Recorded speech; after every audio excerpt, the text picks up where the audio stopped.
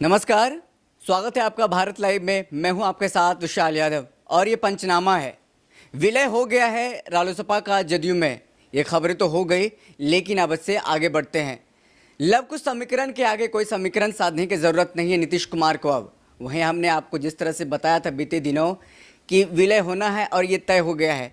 अब चलिए आगे बढ़ते हैं और बताते हैं आपको कि एक समीकरण तो नीतीश कुमार ने साध लिया है, अब दूसरे समीकरण की तैयारी में है। और इस समीकरण ये हम नहीं बताएंगे, हमारे संपादक डॉक्टर नमन मिश्रा बताएंगे, जो खबरों के करते हैं चीरफाड़, पंचनामा में वही करने जा रहे हैं।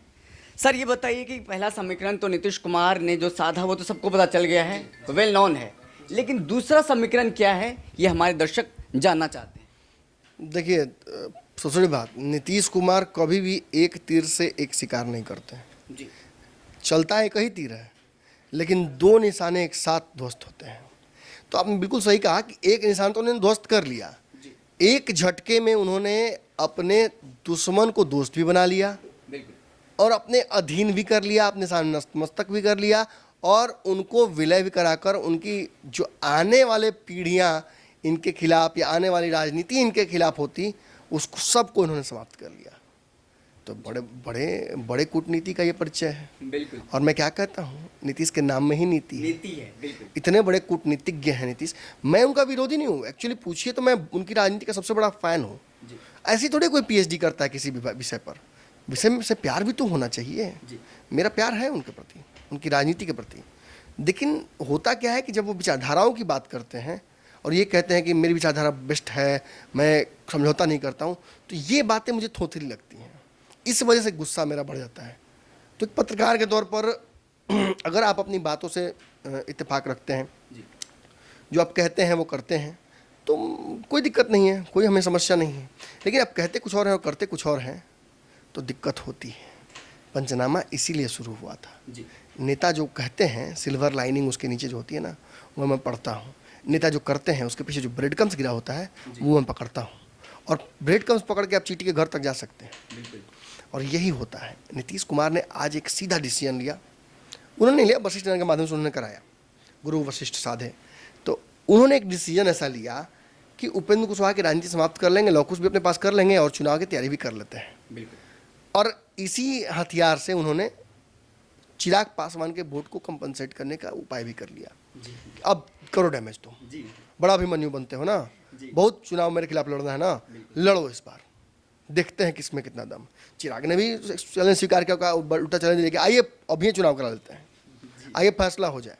लेकिन ये सब सारी चीज़ प्रैक्टिकल नहीं है। प्रैक्टिकल चीज़ें क्या है वो बताता हूँ आपको। चुनाव की तैयारी तो नीतीश कुमार की डेफिनेटली है, लेकिन आपको थोड़ा पीछे जाना पड़ेगा। ये दूसरा जो निशाना है बहुत सटीक निशाना है, और बाबा के साथ बैठ के मैं सुबह से यही सोच ही रहा हूँ, इसी पर हम चर्चा ही कर रहे थे। और ये एक्चुअली बाबा को खबर करनी थी, लेकिन क्योंकि पंचनामा का विषय है इसलिए मैं इसको चीर फाड़, इसमें थोड़ा चीर फाड़ है, इसलिए मैंने सोचा कि लाइए हम कर लेते हैं। और अब मैं उस विषय पर आता हूँ, शेयर कर दीजिएगा। विषय ये है कि आपको याद होगा कि नीतीश कुमार जब सरकार बनी थी उस वक्त अपनी शक्ति को संचय करने में लग गए थे। नीतीश कुमार को ऑब्वियसली बड़ा झटका लगा था, इतने सारे विधायक एक बार हार गए और तृतीय दर्जे की पार्टी हो गई बिहार में। और भाजपा ने, और उसमें नहीं होता कि पहले ही से आपका मुंह खराब हो और कोई आगे सर पे ताज पहना दे, तो वो ताज नहीं लगता है, वो लगता है कांटा का कोई हार पहना दिया है, उस जैसा फील होता है। तो नीतीश कुमार को पता है कि भाजपा क्या कर रही है। भाजपा नैतिक जीत चाहती है यहाँ, कि हमने तो बनाया था, उनसे हुआ नहीं तो हमने हटा दिया उनको। ये काम भाजपा नहीं, ये नीतीश जी करते हैं, नीतीश जी का स्टाइल है। इसको कॉपी भाजपा करेगी तो नीतीश कुमार पर भारी पड़ेंगे ही पड़ेंगे। सचिन तेंदुलकर बहुत अच्छे बैट्समैन थे, लेकिन सहवाग का फ्लो अलग था, हर बॉल पे छक्का मारने का उनको मन करता था। तो कॉपी करेंगे तो आउट तो होबे करेंगे तेंदुलकर, कितने बड़े हों। लेकिन वही बात है कि सहवाग कभी तेंदुलकर नहीं हो सकता। लेकिन भाजपा ने जो शक्ति को अपनी तरफ संग्रहित करने की कोशिश की, ये नीतीश की सहजता को बढ़ा चुका था। और मैंने शायद हम पहले चैनल थे जिन्होंने इस सहजता को सार्वजनिक किया, जिसके लिए बहुत बहुत कुछ झेला हमने। बहुत सारी गालियाँ, बहुत सारे कमेंट्स, बहुत सारे लोगों ने फेक न्यूज़ किया। नेता तो मतलब कहते हैं घिन आती है आपकी खबरों से। मुझे बिल्कुल आएगा, क्योंकि आप जो कचरा, वही खुद बताते हैं कि बाद में जाकर ये सत्य हुआ है। क्योंकि आप जो कचरा करते हैं, मलमूत्र राजनीतिक जो जमीन पर करते हैं, उसको हम ले आके दिखा देते हैं जनता को, तो बुरा तो लगेगा नेताजी। मैंने कल भी कहा कि नेताजी ये सब का काटते हैं, हम नेताजी का काटते हैं, तो बुरा तो लगेगा। और देखिए, विषय पे बहुत तेज़ी से आऊँगा और समझा के जाऊँगा, क्योंकि लोग कहते हैं कि बहुत समय भी लेते हैं। नीतीश कुमार ने जो राजनीतिक चाल उस वक्त चली थी, उसमें एक बड़ा उन्होंने फैसला लिया था जो मुझे वाकई अचंभित कर गया, मेरे साथ कई लोगों को अचंभित कर गया होगा। नीतीश कुमार जिस कुर्सी के चलते जॉर्ज फर्नांडिस के बुरे बन गए, शरद यादव के बुरे बन गए, जेपी के, मैंने लोग धोखेबाज तक कह देता है उनको, जिस राष्ट्रीय अध्यक्ष की कुर्सी जदयू की, उसको उन्होंने एक झटके में आरसीपी सिंह को दे दिया था। बिल्कुल सोचा भी नहीं। और आरसीपी सिंह को देने के बाद भाजपा के साथ रिश्ते ठीक हो गए। भाजपा के साथ संवादहीनता की स्थिति थी ना, आरसीपी के आते संवादहीनता स्थापित हो गई, संवाद स्थापित हुआ ना। संवाद आपको याद होगा कि भूपेंद्र यादव और नित्यानंद दोनों में जाके मिले थे आरसीपी सिंह से, और 1 घंटे बाद जाके नीतीश से मुलाकात किए। ये तो पहले भी हो सकता था। राजनीति में कोई कॉन्सिडेंस होता है क्या? त्याग ये नहीं कहना पड़ता कि हम मीडिया से बात कर रहे हैं। राजनीति में कोई कॉन्सिडेंस होता है क्या? नहीं, बिल्कुल नहीं। बिल्कुल सही, यही इसी तरह से जवाब देते रहिए।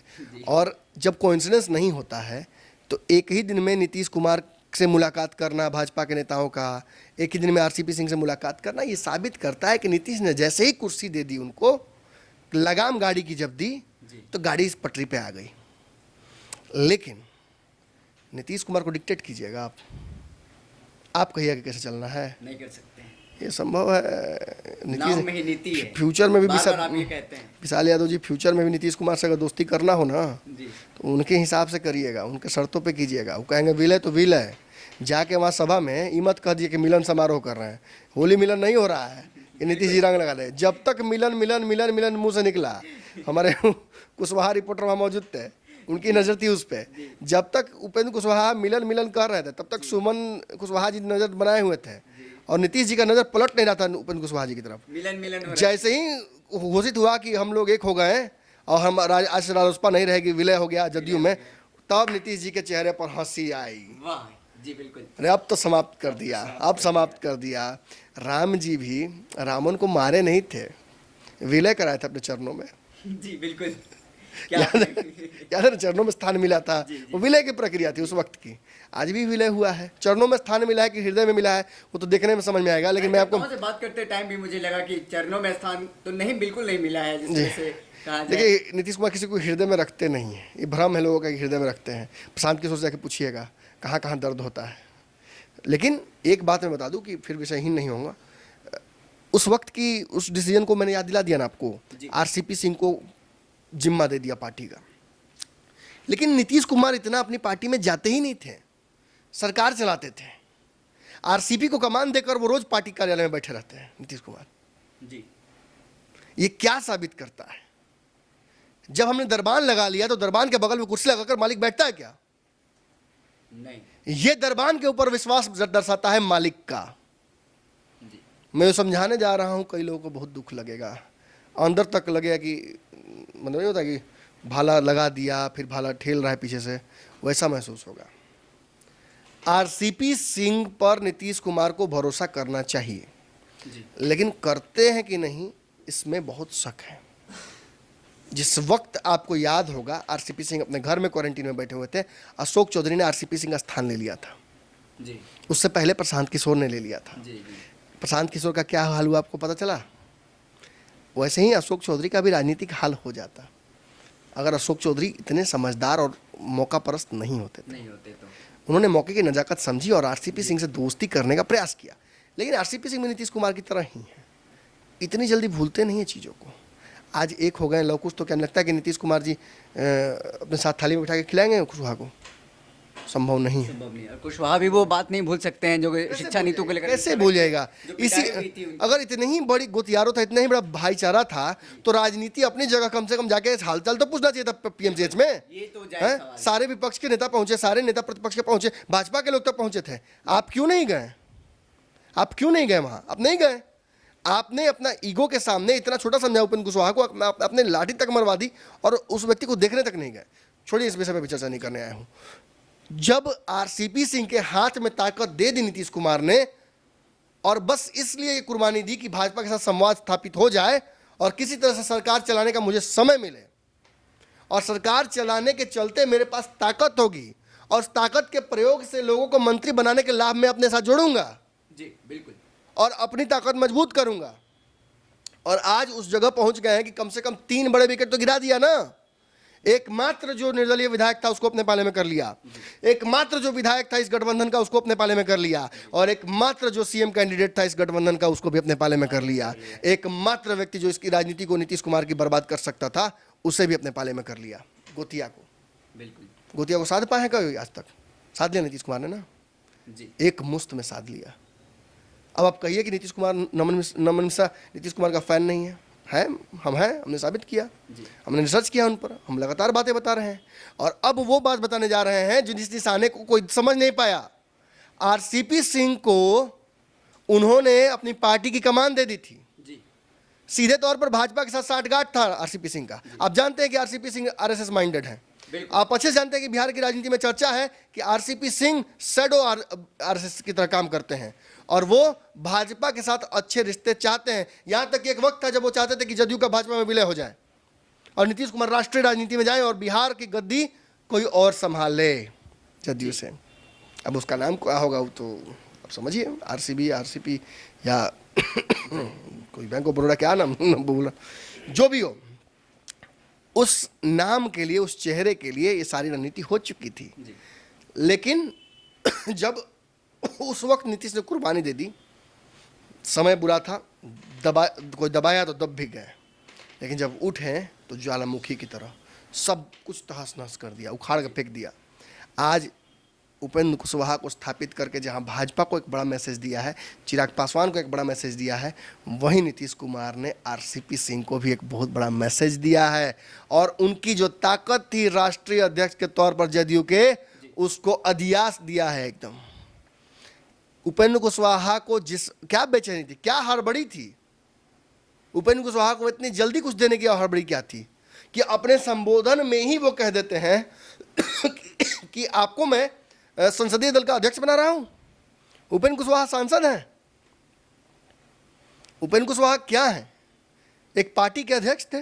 बिल्कुल, सारी जो सारी राजनीतिक हैसियत भी उनकी समाप्त हो चुकी थी, और उन्हें अपने संसदीय दल का अध्यक्ष बना दिया पार्टी के, ताकि इस पार्टी के ऊपर एक और प्रोटोकॉल हो जाए आरसीपी के अलावा।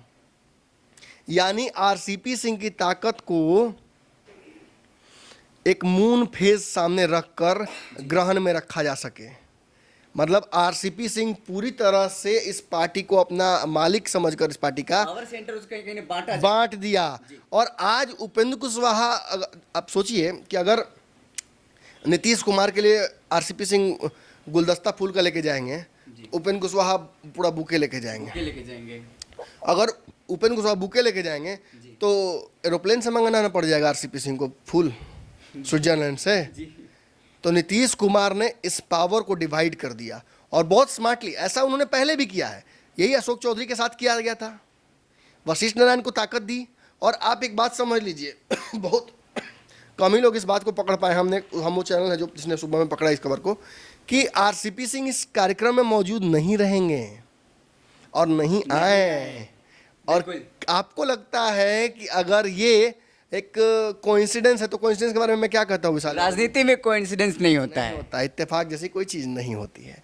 और आज आरसीपी सिंह का यहाँ नहीं पहुँचना इस खबर को अपने आप प्रूफ करता है। यानी इस खबर का प्रूफ पहले आया, खबर बाद में हुई। लेकिन अब बिहार के अन्य अन्य जगहों पर आप चैनल पर खबर देखिएगा, लेकिन याद रखिएगा पंचनामा में पहली बार आपने देखा था। आरसीपी सिंह की ताकत को नीतीश कुमार ने काफ़ी हद तक आज छीन लिया। जो संवाद स्थापित करने की आवश्यकता पड़ी थी वो उन्होंने स्थापित कर लिया। आज नीतीश कुमार वो नीतीश कुमार नहीं है जो सरकार जब बनी थी तो तीसरे दर्जे की पार्टी में थे। आज नीतीश कुमार के पास ओवैसी के विधायकों की भगदड़ हो रही है, लेफ्ट के नेता नीतीश कुमार से मुलाकात कर रहे हैं, कांग्रेस के लोग स्टैंड बाई में हैं। नीतीश कुमार कभी भी चाहें तो अपनी ताकत दोगुनी तिगुनी कर सकते हैं। और देखिए, सरकार चलाने के लिए नीतीश कुमार को आवश्यकता पड़ सकती है लोगों की, चुनाव कराने के लिए किसी की आवश्यकता नहीं है। चुनाव कराने के लिए जिन लोगों की आवश्यकता है उनको अपने साथ उन्होंने कर लिया है। और भाजपा को भी चिराग पासवान के और भाजपा में जो डिवाइड क्रिएट कर लिया है, ये अगर पट जाता है, जो कि मुझे लगता है कि शायद पट रहा है, आज लवकुश के एक होने से भाजपा को भी चिराग पासवान याद आ रहे हैं। और इस अगर पट जाता है तो ठीक, वरना नीतीश कुमार चुनाव की तैयारी में तो लगे ही हुए हैं। उन्होंने अपनी इस पार्टी का भी जो पावर कहीं ना कहीं मतलब बिना मन के आरसीपी को दे दिया था केवल भाजपा से पटाने के लिए, उसमें भी उन्होंने आज 2 भाग कर दिया है। और अब 2 अलग अलग लोगों के माध्यम से वो उस ताकत को अपने पास रख सकते हैं। सर मेरे पास एक सवाल है, क्योंकि जिस तरह से आज मैं प्रेस कॉन्फ्रेंस में मौजूद था, उपेंद्र कुशवाहा जब बता रहे थे लोगों को, मीडिया को बता रहे थे कि आज हमारा विलय हो रहा है, हम नीतीश कुमार के नेतृत्व में हमारी चलेगी, अब सरकार चलेगी और जो भी है उन्होंने जो बताया, लेकिन क्या लगता है कि उपेंद्र कुशवाहा नीतीश कुमार के सामने दंडवत हो गए हैं? क्योंकि मैं इसीलिए इस शब्द का इस्तेमाल कर रहा हूँ। सभी लोग शब्द का प्रयोग कर रहे थे, विलय विलय विलय। आपको याद है मैं सरेंडर कह रहा हूँ, मैं उस दिन से ही सरेंडर कह रहा हूँ। मैं ये भी कह रहा हूँ कि अंतिम समय तक उपेंद्र कुशवाहा विलय की बात पर मुहर नहीं लगाएंगे। वो वहाँ भी मौजूद थे सभा में, तो मिलन मिलन कह रहे थे। उनको भी एहसास था कि नमन मिश्रा ने बहुत पहले मुहर लगा दी थी और मुझे झूठा साबित कर रहा है, इसीलिए उन्होंने अंतिम समय तक विलय का प्रयोग, शब्द का प्रयोग नहीं किया। लेकिन वशिष्ठ नारायण ने, जीतन राम मांझी ने, विपक्ष ने, लोजपा ने, नीतीश कुमार ने, सब ने विलय लिखा है, सब ने विलय कहा है। तो आप, क्योंकि 2-3 सवाल मेरे थे जो कि डायरेक्ट मैंने उपेंद्र कुशवाहा से पूछा था। पहला सवाल था कि कृषि बिल पे क्या आपका स्टैंड है? उन्होंने साफ किसान चौपाल लगा रहे थे, दर्शकों ने भी हमारे पूछा कमेंट में कि दर्शकों ने पूछा है कि किसान चौपाल जो लगा रहे थे वो चलेगा या नहीं चलेगा। खबर ये है कि अब नागमणि कुशवाहा, मैं वक्त से पहले भी ये भी खबर दे रहा हूँ कि नागमणि कुशवाहा का कल सुबह में आपको इंटरव्यू चला के दिखाएंगे।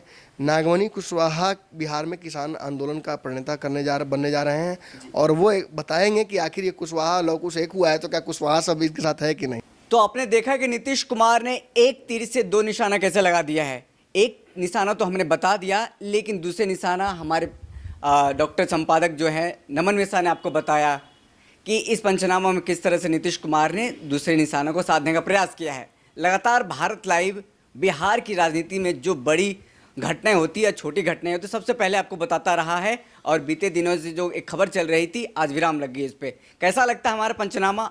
आप हमें कमेंट करके बता सकते हैं, और इसी तरह प्यार देते रहें। अगर आपने अभी तक हमारे यूट्यूब चैनल को सब्सक्राइब नहीं किया है तो सब्सक्राइब कर लें। अगर आप हमारे पंचनामा को फेसबुक पर देख रहे हैं तो हमारे पेज को लाइक करें। बहुत बहुत धन्यवाद। अगर ये वीडियो पसंद आई और वह बिहार के राजनीति और बिहारियत से सरोकार रखेनी तो सब्सक्राइब बटन दबा के चैनल के सब्सक्राइब कर ली। ओजे एगो घंटी बा, ओकरा बटन दबा देला से कुल सटीक और मारक खबर रुआ मुफ्त में मिल जाई। अगर रुआ पत्रकारिता के हमनी के नया प्रयोग में सहयोग कर चाहतानी तो ज्वाइन बटन दबा दी। पेटीएम नंबर नोट कर ली 9386816700। धन्यवाद।